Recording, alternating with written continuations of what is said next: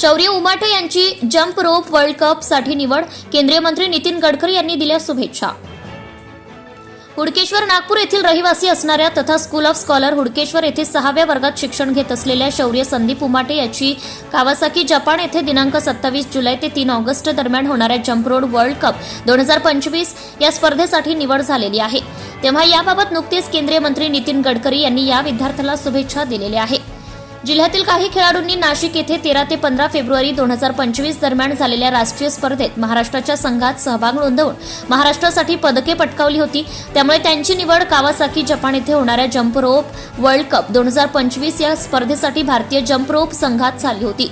त्यामध्ये शौर्य संदीप उमाटे या स्पर्धकाचाही समावेश होता। ही स्पर्धा दिनांक 27 जुलै ते 3 ऑगस्ट 2025 दरम्यान कावासाकी जपान येथे संपन्न होणार असून भारताच्या संघात खेळाडू म्हणून शौर्य संदीप उमाटे हा स्पर्धक राहणार आहे। शौर्याने 3 वेळा राज्यस्तरीय सिल्वर मेडल तथा 1 वेळा नॅशनल लेव्हल सिल्वर मेडल पटकावले आहे। नियमित सराव व वेळोवेळी शिक्षकांचं मार्गदर्शन तथा प्रोत्साहन मिळाल्याने ही भरारी घेतली असल्याचं शौर्याने सांगितलं आहे।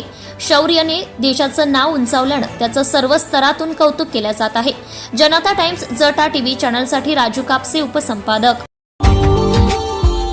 Subscribe now and press the bell icon. Never miss an update.